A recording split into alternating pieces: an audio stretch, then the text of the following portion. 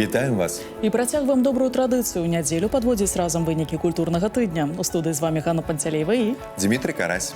Самыя цікавыя падзеі ў культурным жыцці краіны толькі на тэлеканале сапраўдных каштоўнасцей. сёння ў праграме. Далучымся да святкавання Дня абаронцаў айчыны і ўзброеных сіл Рэспублікі Беларусь. Узгадаем мерапрыемствы, што ладзіліся ў сталіцы да міжнароднага дня роднай мовы. Завітаем на ўрачыстае адкрыццё Дня праваслаўнай кнігі ў Нацыянальную бібліятэку Беларусі. Павіншуем з юбілеем заслужаную артыстку Рэспублікі Беларусь Ольгу Няфёдаву. Паслухаем новую праграму, што прадставіла дзяржаўная акадэмічная харавая капэла да свайго 85-годдзя. Убачым містычнага ідыёта паводле Дастаеўскага ў пастаноўцы пермскага тэатра ў Моста. Дазнаемся пра праекты, што рыхтуе беларускі дзяржаўны акадэмічны музычны тэатр да 80-годдзя перамогі.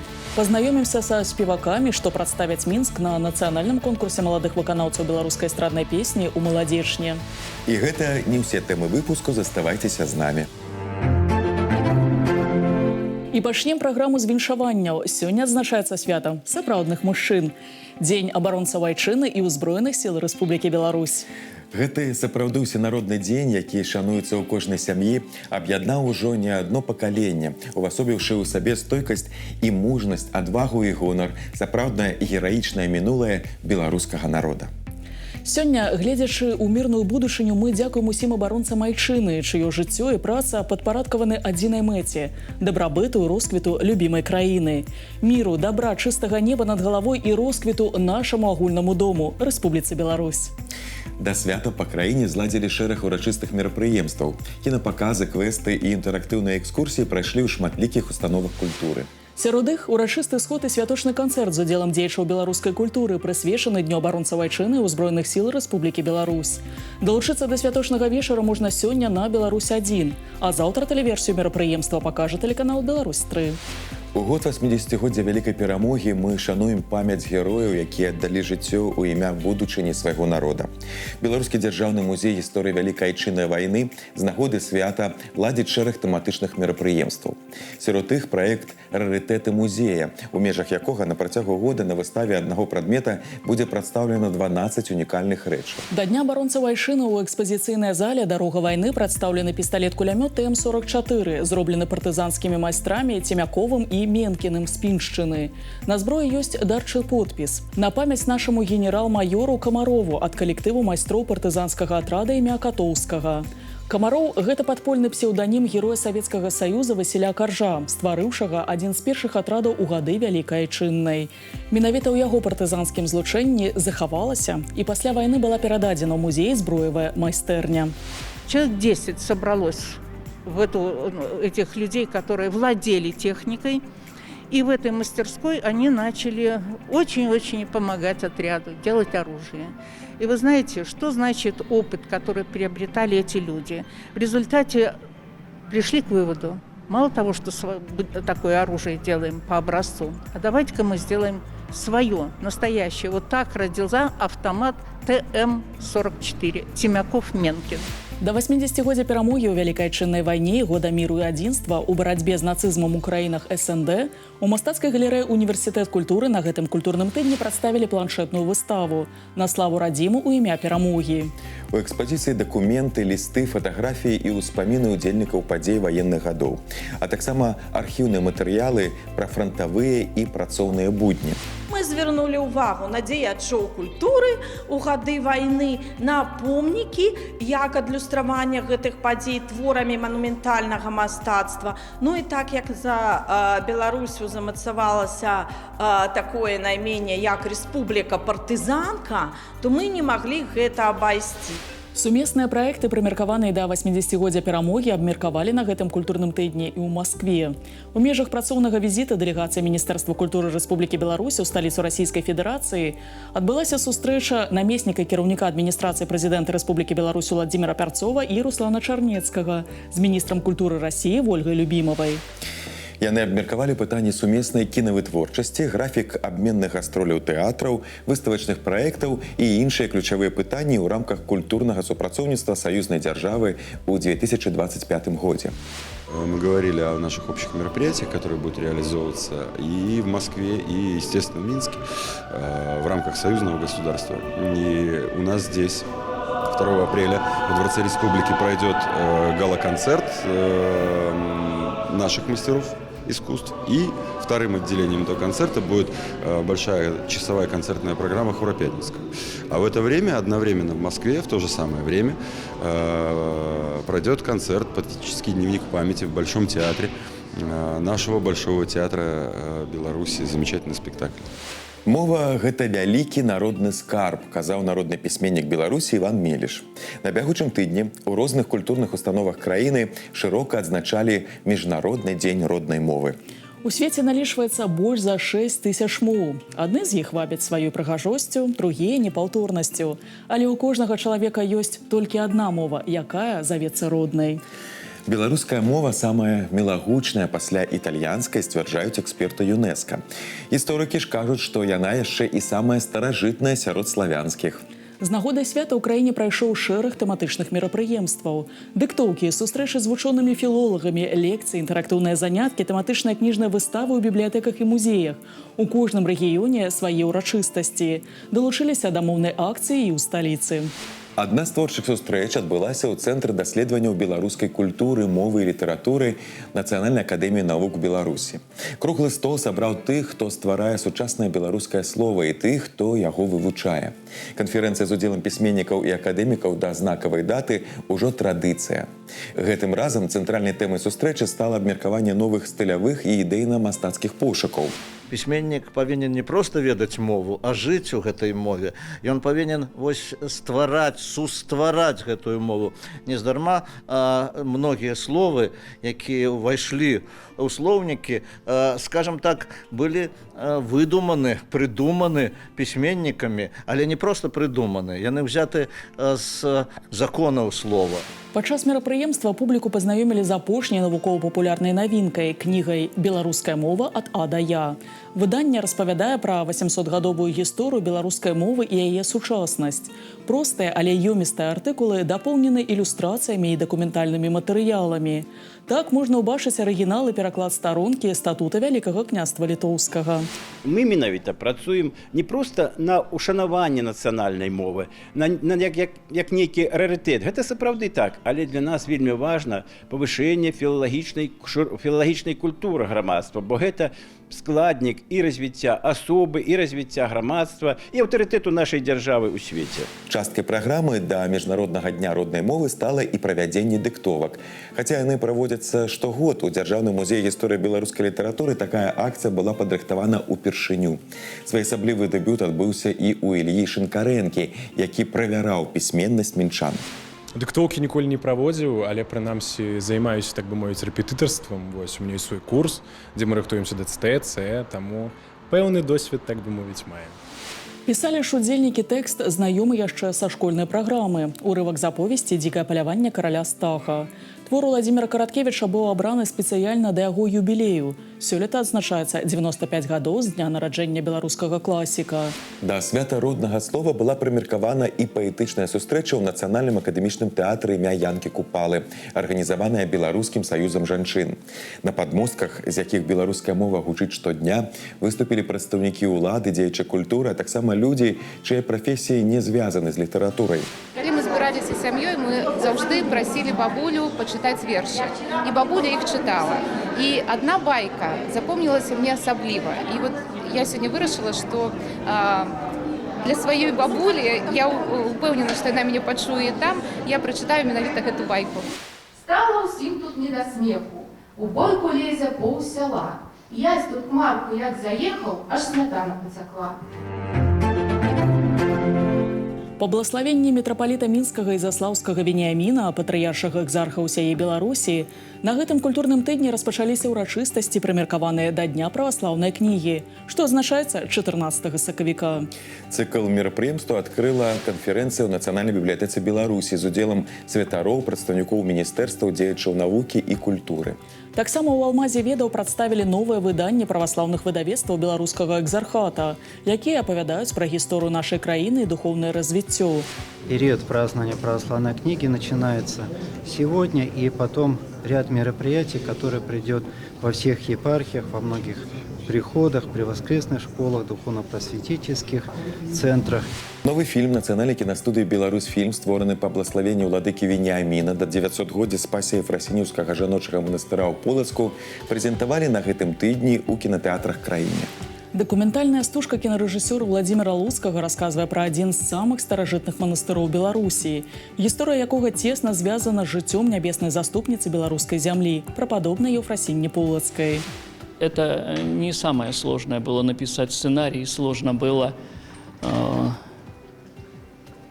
договориться с матушкой, игуменей, сестрами, монахинями, потому что в монастырской жизни очень много нюансов, которые светские люди не понимают. Іванова, радзіма Наполеона Орды, старажытны горад у Брэсцкай вобласці, на гэтым тыдні урачыста распачаў рэспубліканскую акцыю «Культурная сталіца Беларусі 2025».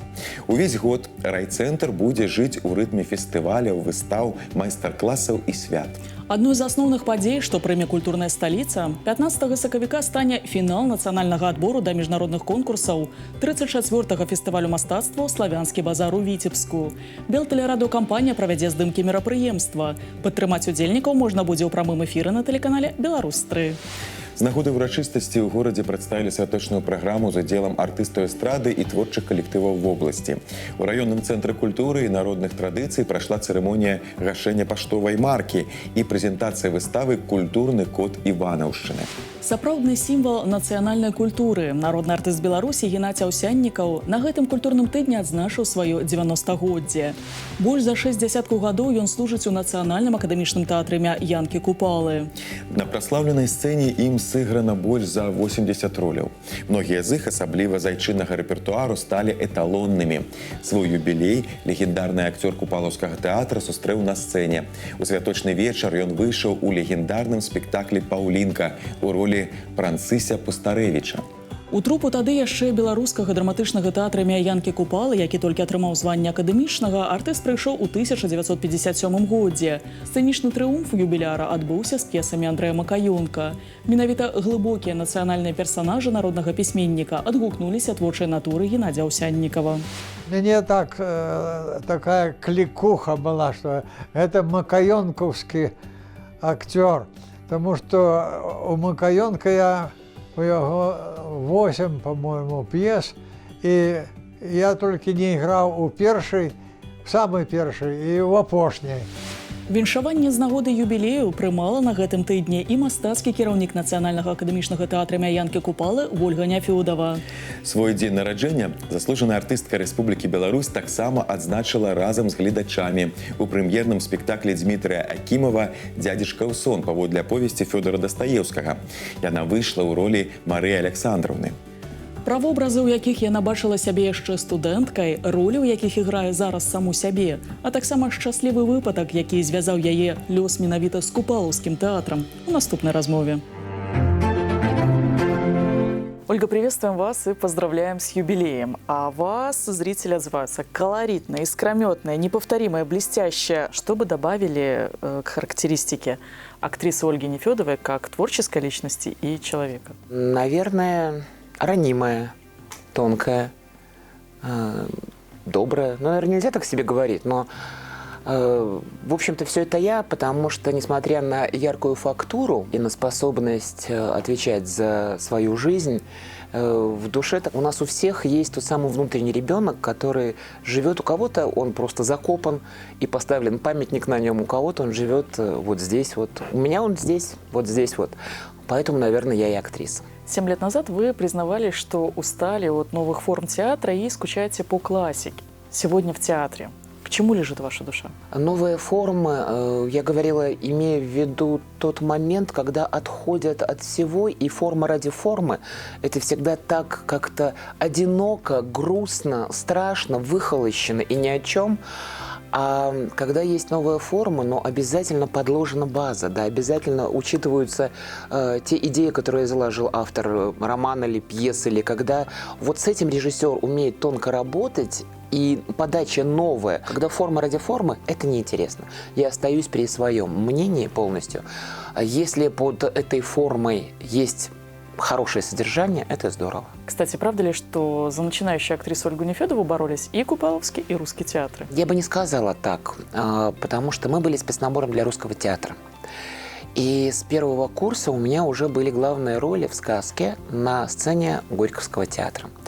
И весь наш курс, а он был, набрали 38 человек, закончило 10, мы до 3-го курса принимали участие во многих постановках, и нас готовили как смену той труппе, которая уже была такая возрастная, взрослая.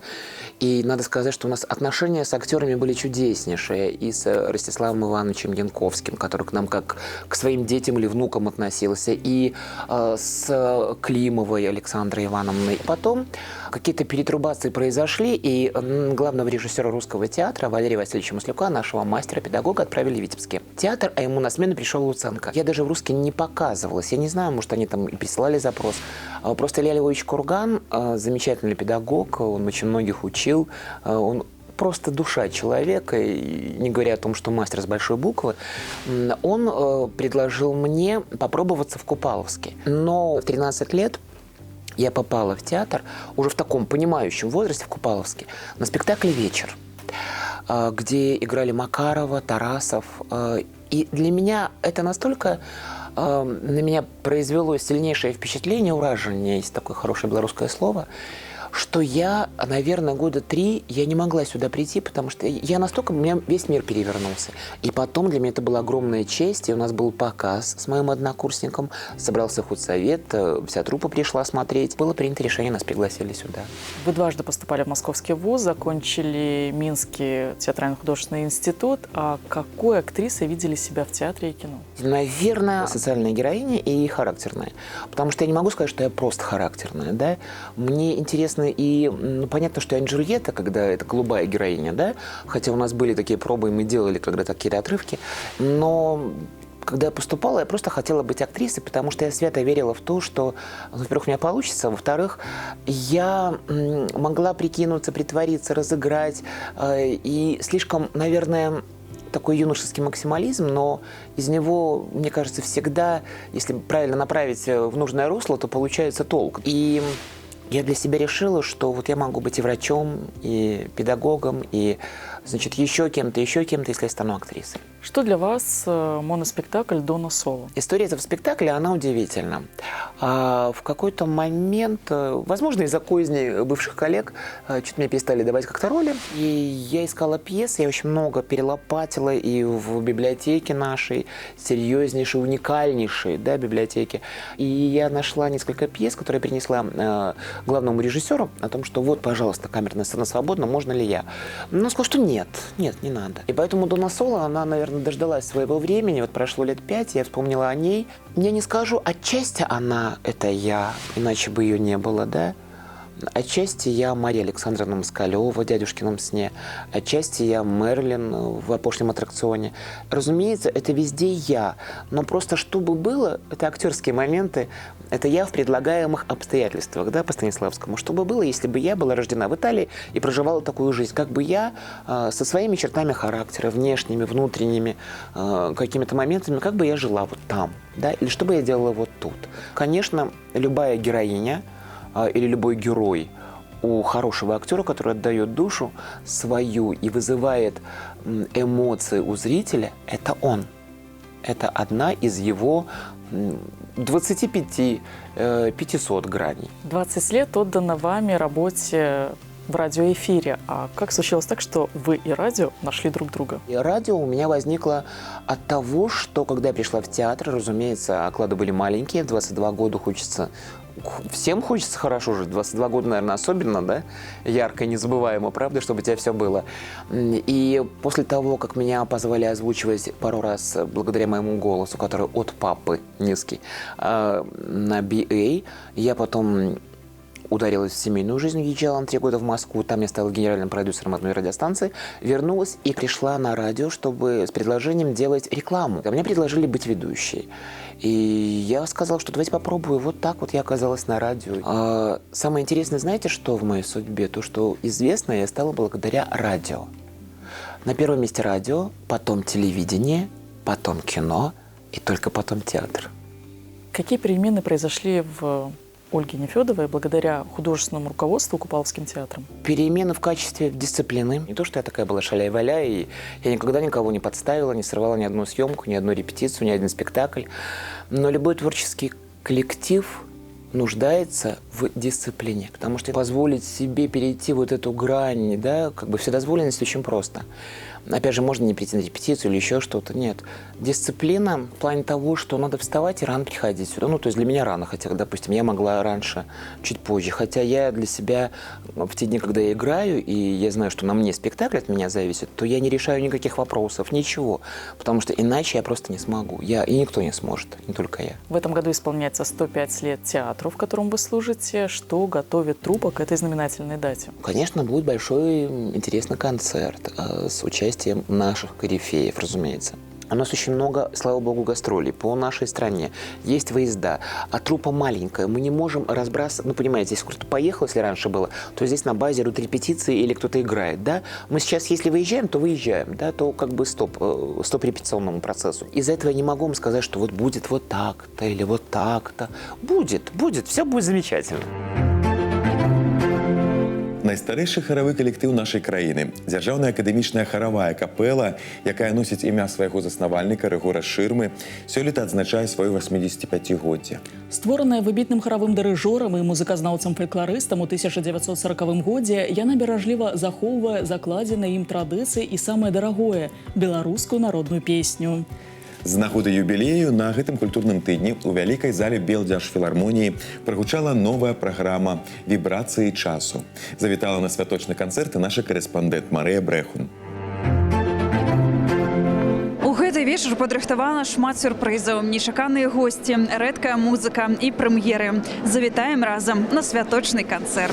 Распачаўся вечар з віншавання. У калектыву ўручылі ганаровую грамату Міністэрства культуры. Таксама са шчырымі словамі да артыстаў звярнуліся генеральны дырэктар Беларускай дзяржаўнай філармоніі Александр Нікіта і мастацкі кіраўнік філармоніі Юрый Гільдзюк. Яны пажадалі харавой капэлле захоўваць традыцыі і рабіць новыя творчыя адкрыцці. Это первый хор такой до нашей республики, который поет гимн, который поет белорусскую национальную музыку и который исполняет сочинения всей мировой классики. И самое главное, что он исполняет новые сочинения белорусских композиторов. Традиция поддерживается. Основа, заложенная Григорием Романовичем Ширмой, все время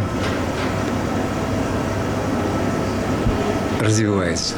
Першае аддзяленне склалі творы, аб'яднаныя духоўнай тэматыкай. Са сцэны прагучалі спевы, галоўныя ідэі якіх – душэўныя пакуты, раскаянне, роздуму пра сэнс і каштоўнасць жыцця.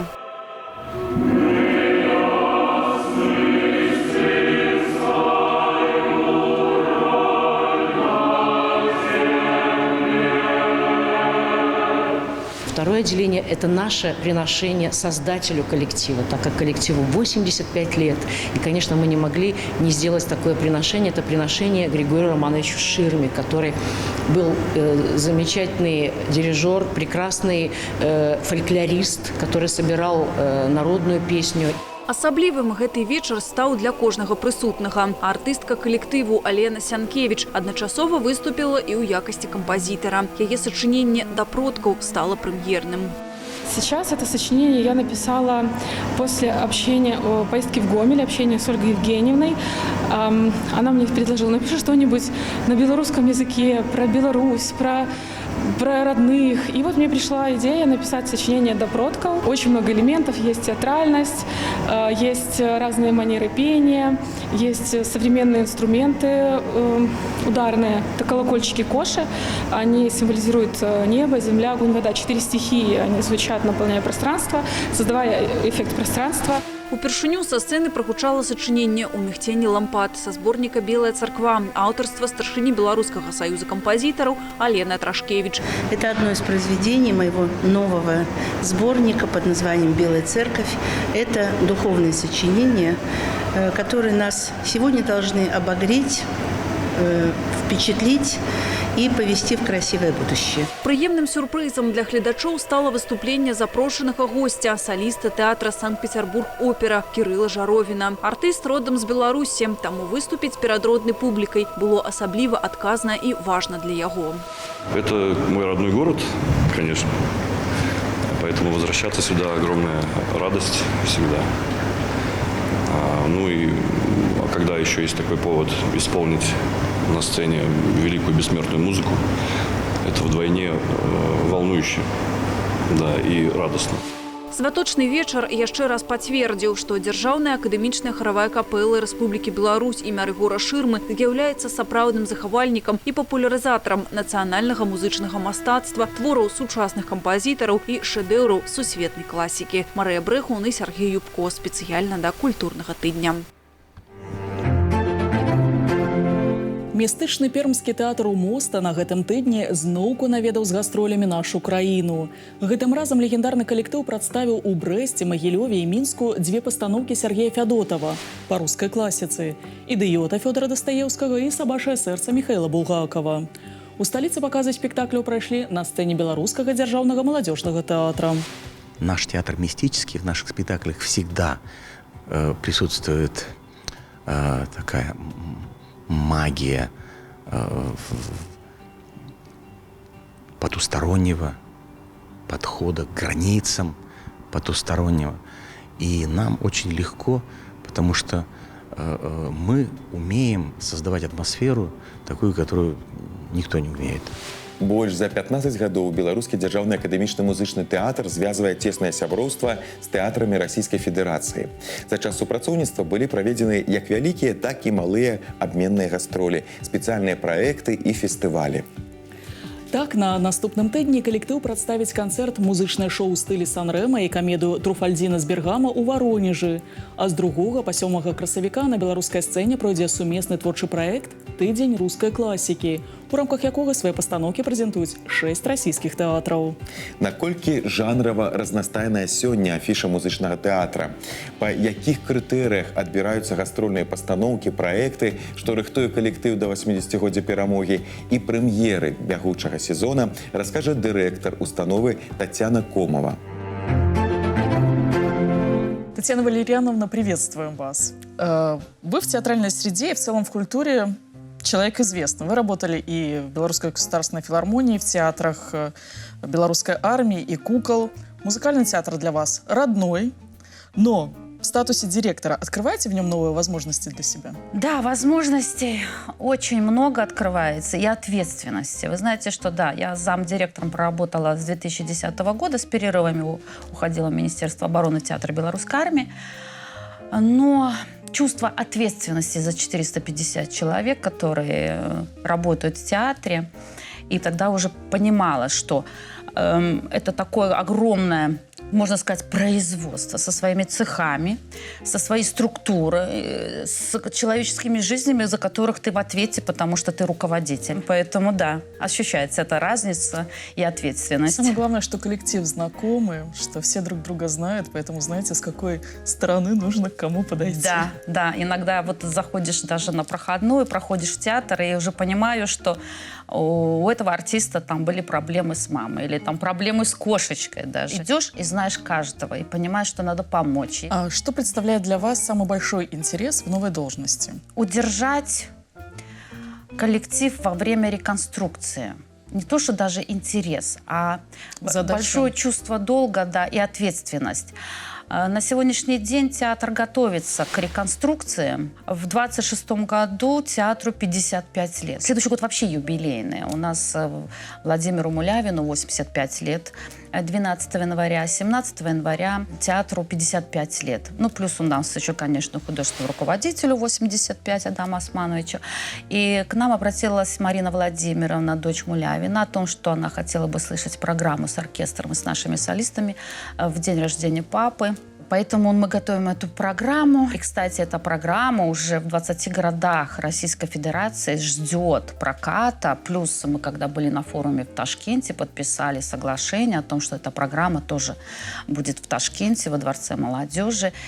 и заказ Министерства культуры Екатеринбурга, где родился наш Владимир, также привести эту программу с показом в музыкальной комедии Екатеринбурга. Нужно прорабатывать гастрольную деятельность. Да, и сегодня театр гастролирует просто по всей России. Классический балет — это Китай, Англия, Германия. Мы настолько востребованы и настолько нас полюбили в Российской Федерации, что просто вот уже заявки и очередь, когда будут гастроли. Мы приучили публика и зрителя ходить на хороший профессиональный материал. И в этом году, ко Дню единения Республики Беларусь и Российской Федерации, 2 апреля мы открываем неделю русской классики, когда 6 театров из Российской Федерации приезжают на нашу площадку и показывают русскую классику. Это первый проект с поддержкой главы администрации Московского района Татьяны Ивановны Колядки. Мы принимаем коллективы и показываем профессиональные материалы, которые ставятся в драмтеатрах. С какими постановками гастролирует музыкальный театр? Музыкальный театр гастролирует с разными спектаклями, мюзиклами, балетами, опереттами. И спрос идет на все, потому что в Российской Федерации музыкальных театров мало, и все обычно драматические.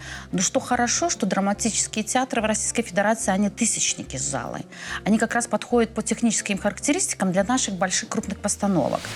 Поэтому мы и мюзиклы, оперетты, и концерты, все пользуется большим спросом. Билеты распродаются за 2-3 недели, поэтому возим все, что хотят видеть. Но плюс еще к этому моменту мы смотрим, какие спектакли нам технически возможно перевозить. Какие мероприятия в театре приурочены к 80-летию Великой Победы?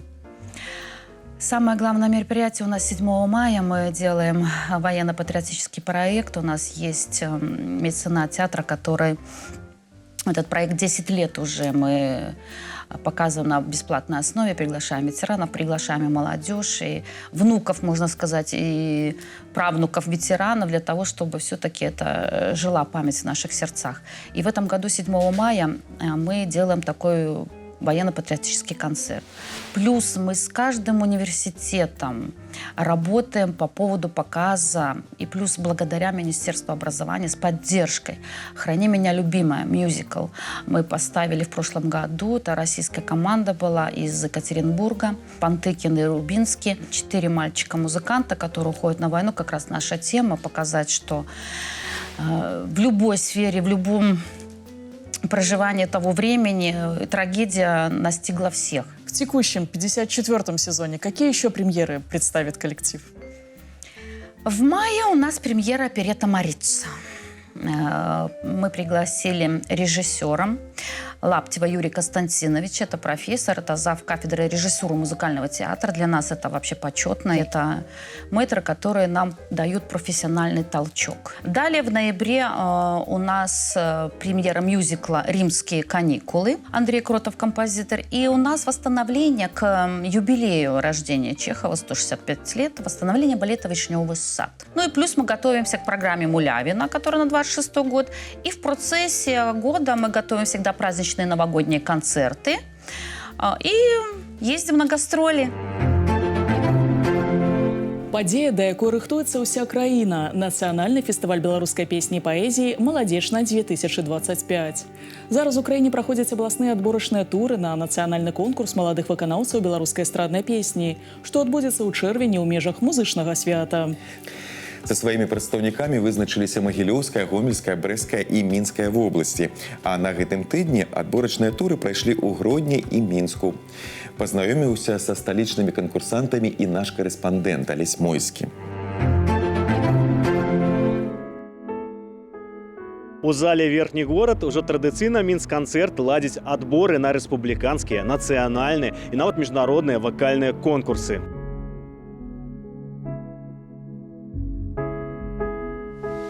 Конкурсанты збіраюцца загадзя, распяваюцца і не ведаюць, што на глыбіні 9 метраў тут праходзіць лінія метро. Але архітэктарамі ў 2011 годзе была распрацавана сістэма вібраізалятараў на ўзроўні падмурка. Своеасаблівая падушка з эластычнага матэрыялу, які гасіць калябанні. Таму маладым артыстам можна не хвалявацца. Если на концертах, благодаря тому же опыту, уже привык, не волноваться вообще, да, это просто работа, то на конкурсах все-таки вот нужно нарабатывать вот эту привычку. привычку не нервничать, показывать себя таким, какой ты есть. И, конечно, опыт в этом очень помогает. Особенно это телепроекты, потому что там не одно какое-то выступление, да, и потом ты ждешь 3 месяца, а эти выступления поочередные, да, и, конечно, мне кажется, это самый такой большой опыт у меня в этом и появляется.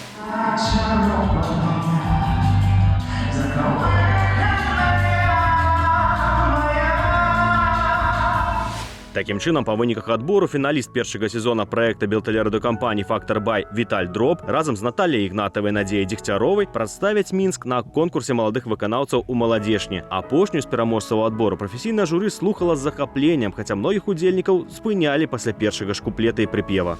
Настолько сейчас приятно, на самом деле, что меня дослушали до конца все 2 песни, и я показала весь свой голос, как и планировала, полностью допеть 2 песни до конца. И у меня получилось так, что 2 песни Федора Жиляка, вот, «Спытай у неба» и «Опалило сердце».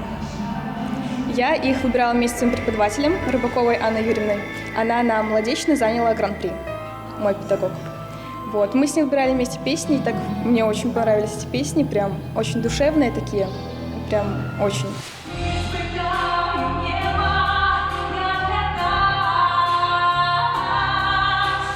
Нацыянальны конкурс маладых выканаўцаў беларускай эстраднай песні ў маладзешні – гэта штогадовае вакальнае спаборніцтва, да якога ад кожнай вобласці адбіраюцца па 3 выканаўцы. Маладыя людзі ва ўзросце ад 16 до 31 года. Адной з самых юных удзельніц сталічнага адбору стала 17-гадовая вучаніца 104-й сярэдняй школы Анастасія Алексеева. Песню «Моя Беларусь» я выбрала, потому что когда я ее пою, внутри меня сразу раскрывается любовь к моей родине, к моей стране. «Ластовку» мы выбрали тоже, потому что она тоже раскрывает какие-то такие моменты во время песни. Я занималась в заслуженном любительском коллективе Республики Беларусь «Сябрынка». И вот оттуда я взяла эту песню и пою ее. Она мне очень нравится. Цікава, што ў журы адбору была кіраўнік «Сябрынкі» Тацяна Трухан, якой было асабліва складана ацэньваць сваіх выхаванцаў. А таксама ў складзе прафесіяналаў быў яшчэ адзін трэнер па вакале праекта «Фактор Бай» Яўген Курчыч, заслужаная артыстка Рэспублікі Беларусь Наталя Тамэла і артыст духового оркестра Галоўнага управления внутренних спраў Мингарвыканкама Сергей Кудрашов. Очень много девочек являются выпускницами театра эстрадной песни «Сябрынка» в принципе, которые выбирают творческую профессию. И, безусловно, мне очень приятно наблюдать за тем, как развиваются девочки. Многие из них стали студентками университета культуры. Мы, к сожалению, уже не поддерживаем с ними связи как педагог и ученик, но, тем не менее, я с удовольствием слежу за успехами девочек. И, безусловно, буду оценивать всех участников абсолютно объективно и с точки зрения педагогических каких-то требований.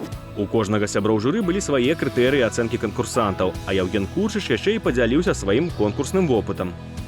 Лично для меня конкурсы, проекты, фестивали, в которых я принимал участие как участник, как конкурсант, представляя свою страну, это огромный шанс, огромная возможность заявить о себе, показать свои возможности.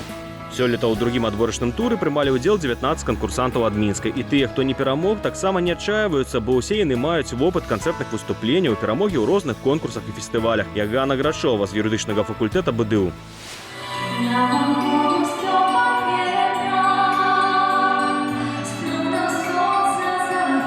Мое первое выступление было в 3 года, так как моя мама – это учительница музыки. Конечно, в дальнейшем она меня направляла на различные конкурсы, даже и международного, республиканского уровня. Удзельнікам адбору неабходна было выканаць 2 песні адчынных аўтараў на беларускай мове. І ў гэтым годзе была перавага кампазіцый на вершы класікаў Янкі Купалы, Максима Богдановича, Геннадия Бураўкина. Готовился, с такой радостью приехал сюда, тем более, что буду исполнять песни Владимира Мулявина, Белорусского государственного ансамбля «Песняры». Это мой самый любимый коллектив. Буду исполнять «Спадщину», «Слуцкие ткачихи». С огромным удовольствием принимаю участие в сегодняшнем отборе.